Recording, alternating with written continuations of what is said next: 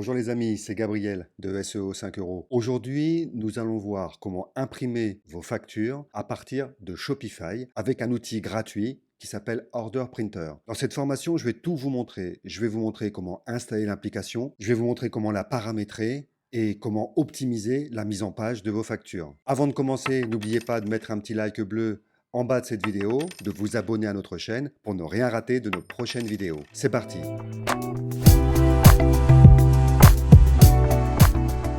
On va commencer par se connecter sur notre boutique Shopify. Sachez qu'en ce moment, Shopify fait d'énormes modifications au niveau de sa plateforme. En interne, au niveau de beaucoup de fonctionnalités qui sont en train de changer et d'évoluer pour optimiser le produit encore plus. Donc je vais me connecter sur ma boutique de test et lorsque l'on va arriver sur la page d'accueil, je vais d'abord vous montrer les éditions par défaut que vous pouvez avoir avec Shopify. Je vais aller sur une commande que j'ai créée au préalable pour mes tests et cette commande, je vais choisir de faire des impressions pour voir un petit peu ce qu'il me propose. Par défaut, il me propose l'impression des bordereaux d'emballage. Lorsque je vais sélectionner ce choix, je vais arriver sur une impression qui est par défaut et qui est très basique, qui a cette forme. Donc c'est vraiment très basique. Cette édition, malgré tout, vous allez pouvoir la modifier. Vous allez pour cela aller sur les paramètres, expédition et livraison, et vous pourrez tout en bas avoir la possibilité de modifier ce modèle de bordereau d'emballage.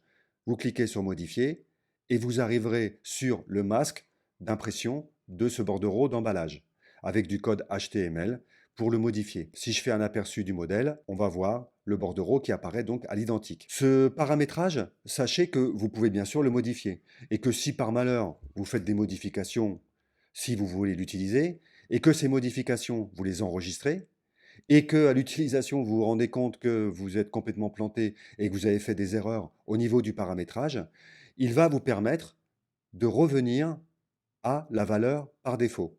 C'est un petit outil qui peut être utile. Je reviens à la valeur par défaut, je réaffiche mon bordereau et là, toutes les valeurs par défaut auront été réinitialisées. Je vais avoir une deuxième possibilité d'impression. Je vais pouvoir imprimer toute la page de commande. Ça veut dire toutes les informations relatives à cette commande. Je vais vous montrer un exemple. Quand je vais cliquer sur imprimer la page, on va avoir un document qui va vous faire apparaître toutes les informations que vous avez sur cette commande. Le numéro de commande, la date, si la commande est traitée ou pas, le mode d'expédition, etc., etc. Pour faire une facture, c'est franchement pas très pratique. Maintenant, nous allons installer Order Printer pour que vous puissiez imprimer des factures convenables. Lorsque vous êtes sur votre boutique sur la page d'accueil, vous allez directement sur Applications, visiter l'App Store de Shopify et ici, on va simplement taper Order Printer. Vous validez et là, vous allez choisir Order Printer by Shopify. On clique sur Order Printer et on va arriver sur la page d'installation. Order Printer de Shopify est une application qui est gratuite et très facile à mettre en place. Vous pourrez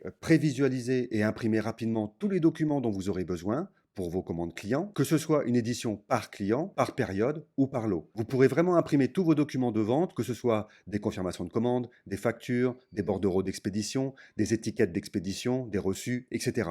Il n'y a pas de limite puisque vous pouvez créer ce que l'on appelle des templates. Vous aurez aussi la possibilité d'éditer tous vos documents au format PDF pour les envoyer par email à vos clients. Vous pourrez personnaliser vos propres modèles avec les templates pour mettre en valeur un petit peu votre marque avec des personnalisations spécifiques comme par exemple mettre le logo de votre entreprise. Pour personnaliser les modèles, vous devez avoir un minimum d'expérience avec les langages HTML et Liquid. Mais avec la formation que je suis en train de vous faire, je vais vous montrer les différents codes que vous pourrez utiliser pour faire que votre mise en page soit professionnelle. Si vous n'avez pas d'expérience en HTML, ce ne sera vraiment pas un problème, cette formation est faite pour vous. C'est une application donc qui est gratuite pour laquelle il n'y a aucun plan payant. Vous voyez, si je descends, pricing free. Son utilisation, elle est illimitée dans le temps, illimitée en termes de nombre de documents que vous allez éditer et de templates créés. C'est un outil de gestion des factures clients qui a été créé spécifiquement par Shopify. Il est noté seulement 3 sur 1, mais à l'utilisation, vous verrez que cet outil suffit largement. Il va vous demander un petit peu de temps de paramétrage pour créer vos documents de vente,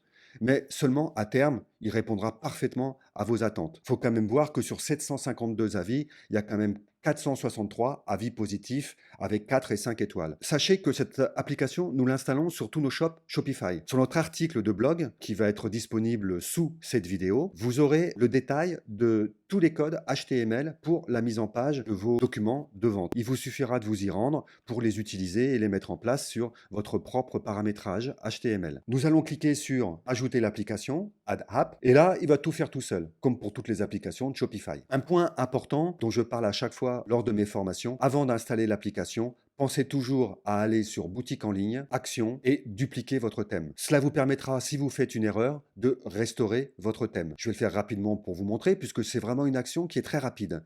Donc, Action, dupliquer, il me met thème dupliqué, je descends un petit peu plus bas, et là, dans les bibliothèques de thèmes, on voit qu'il me fait une copie de sauvegarde avant modification Shopify. Je peux, si je le souhaite, renommer cette sauvegarde pour dire sauvegarde avant installation de Order Printer. Renommer. Si j'ai un souci suite à l'installation de Order Printer et à supposer que cette application ne me convienne pas à l'utilisation, je pourrais toujours revenir sur thème, action et publier le thème. Et là, je reviendrai dans l'état initial. Parce que lorsque vous mettez une application, qu'elle soit gratuite ou payante, sur Shopify, à la désinstallation de cette application, il peut rester des codes sur le thème. Et ça peut à terme perturber votre plateforme Shopify. Par exemple, ça peut la ralentir. Ça peut aussi vous mettre une erreur. Maintenant, quand je mets une application nouvelle sur mon shop Shopify, à chaque fois, je fais une duplication. Comme ça, je peux toujours revenir en arrière et vraiment annuler 100% de cette installation. On reprend au niveau de notre installation. Lorsque vous aurez cliqué sur Order Printer pour lancer l'installation, là, je vais cliquer sur Installer l'application. Et là, Order Printer a été installé. Je vais cliquer sur Order Printer et on va arriver sur la page de paramétrage. Les templates pour la mise en page de vos factures,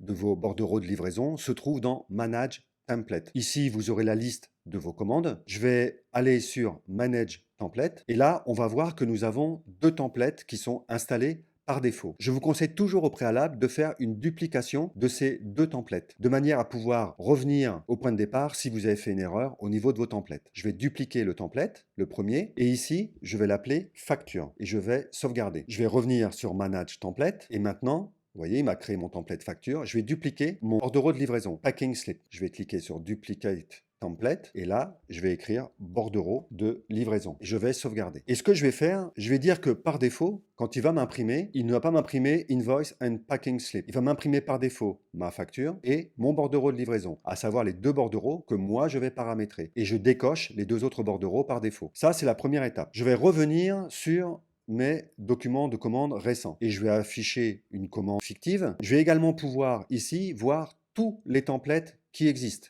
View All. Et là, je verrai tous les templates qui existent. Et je verrai à nouveau mes deux templates que j'ai paramétrés par défaut. Je vais revenir sur mes commandes. Je vais rouvrir une commande.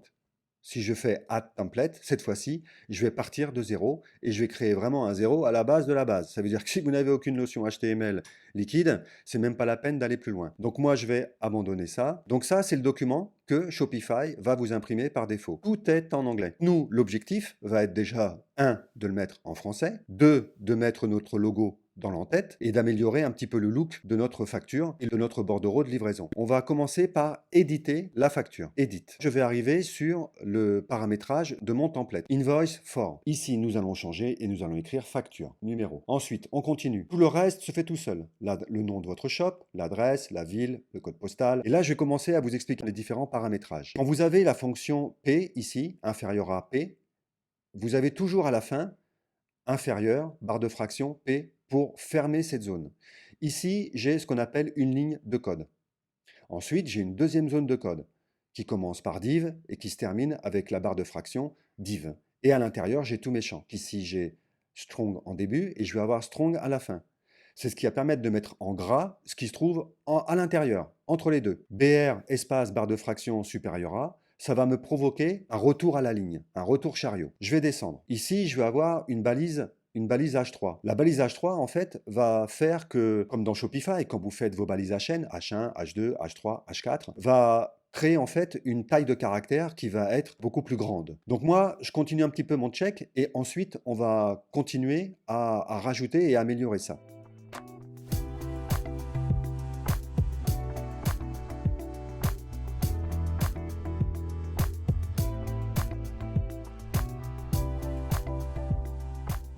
Ça, ce sont vraiment tous les paramétrages basiques. Je vais sauvegarder. Une fois que vous aurez modifié tous les textes anglais pour les passer en français, on va rajouter le logo de notre entreprise et réagencer la date et le terme facture avec son numéro. Donc je vais me rendre sur le template, je vais neutraliser des lignes. Pour neutraliser une ligne de code, ce que vous allez simplement saisir, c'est inférieur à, point d'exclamation, moins, moins. Et à la fin de la balise, vous allez rentrer moins, moins, supérieur à. Donc là, je vais neutraliser la première zone. Je vais neutraliser une deuxième zone, inférieur à, point d'exclamation, moins, moins. Et ici, à la fin de cette ligne, je vais rajouter moins, moins, supérieur à, ce qui va également neutraliser cette ligne. Je vais insérer une ligne de code que je vous mettrai dans mon article en lien dans la description de cette vidéo. Cette ligne de code va permettre d'insérer une image qui va être le logo de mon entreprise. Voilà, j'ai mis une petite zone, nom de fichier de votre logo. Ensuite, vous pourrez rentrer, si vous le souhaitez, une balise Alt pour nommer cette photo, et le reste, vous n'aurez pas à y toucher. Donc moi, j'ai préparé un petit peu le travail. Pour télécharger le fichier de votre logo, la procédure va être la suivante. Vous allez vous rendre sur votre boutique. Vous allez aller sur Paramétrage, tout en bas à gauche, et ici, vous allez aller sur Fichier. Vous allez télécharger votre logo. Je vous conseille pour votre logo de mettre une résolution de 200 pixels, ce qui correspond à une largeur convenable pour les factures. Je vais copier le lien Shopify, CTRL-C. Je vais me rendre sur le paramétrage de mon template, je vais copier l'adresse, CTRL-V. Et dans la balise Alt, on va rentrer tout simplement logo SEO 5 euros. C'est tout ce que j'ai à faire. Je vais sauvegarder et je vais regarder ce que ça donne. Je vais rouvrir ma facture et on voit qu'il m'a inséré le logo. Si maintenant je vois que le logo est trop près de l'adresse, j'ai simplement à éditer à nouveau cette zone. Je vais ajouter un retour chariot à la fin pour revenir à la ligne. BR, barre de fraction, supérieur à. Je sauvegarde.